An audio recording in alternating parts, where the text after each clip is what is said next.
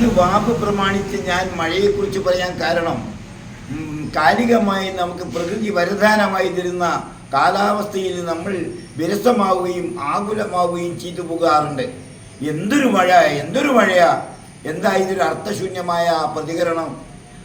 ഈ പ്രപഞ്ചം, ഭൗമമണ്ഡലം, നമുക്കുടെ പ്രപഞ്ചത്തിന് തരുന്ന സൗഭാഗ്യമല്ലേ മഴ? അതിൻ്റെതായ മഹത്തായ രൂപത്തിൽ സ്വീകരിക്കുന്നതല്ലേ അനുഭവസ്ഥരായി നമ്മൾ ചെയ്യേണ്ടത്. അതിന് ശപിക്കാനൊന്നും പാടില്ലല്ലോ. മഴ എന്ന് തന്നെ പറയും. മഴയില്ലെങ്കിൽ ഈ ഭൂമി എന്തിനു പറ്റും?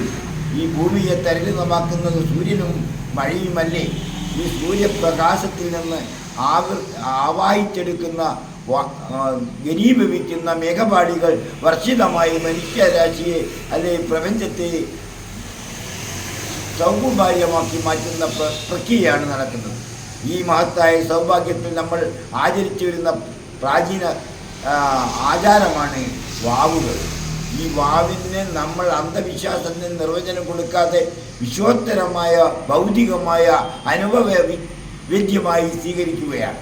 ഞാനിത് പറയാൻ കാരണം, എപ്പം നോക്കിയാലും ഒരു ഭാരമായി എല്ലാവരും മഴയെ ശ്രമിക്കുമ്പോൾ ആ വരുണപ്രസാദത്തെക്കുറിച്ച് വിലപിക്കുന്നതിൻ്റെ ഹൃദയം ഞാനിവിടെ സമർപ്പിക്കുന്നത് ഭൂമിയെ പ്രപഞ്ചത്തെ സൗന്ദര്യവൽക്കരിക്കുന്ന, പ്രകൃതിയിലെ ജീവൻ ഉത്ഭവിക്കുന്ന ആ മഹത്തായ പ്രക്രിയയാണ് ഈ മഴ എന്നുള്ളത്.